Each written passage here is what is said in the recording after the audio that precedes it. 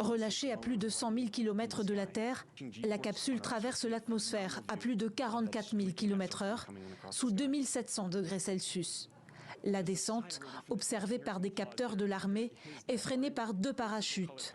Malgré le ralentissement, c'est avec 3 minutes d'avance, à 8h53 heure locale, qu'elle atterrit dans le désert de l'Utah, sur une zone militaire d'ordinaire utilisée pour tester des missiles.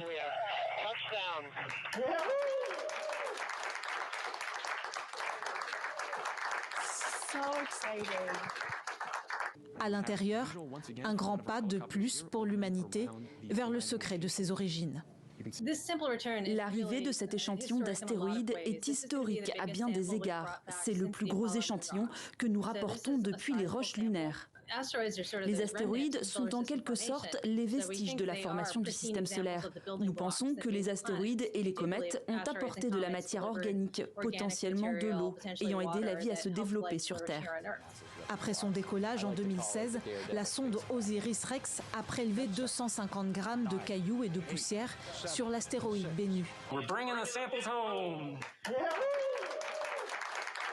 La capsule doit être exposée le moins longtemps possible au sable du désert américain afin d'éviter toute contamination de l'échantillon. Direction le centre spatial Johnson de la NASA au Texas, dans cette salle hermétique. C'est dans cette grande boîte en métal et en verre, équipée de longs gants blancs scellés sur ses côtés, que les scientifiques glisseront leurs bras pour manipuler le précieux trésor.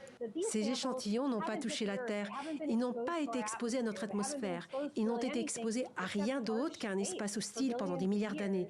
Et ces prélèvements nous aideront à déterminer si ce que nous pensons être vrai l'est vraiment. La majorité de l'échantillon sera conservée pour étude. 25% seront immédiatement utilisés pour des expériences et une petite partie sera partagée avec le Japon et le Canada, partenaires de la mission. La NASA prévoit une conférence de presse le 11 octobre pour dévoiler de premiers résultats.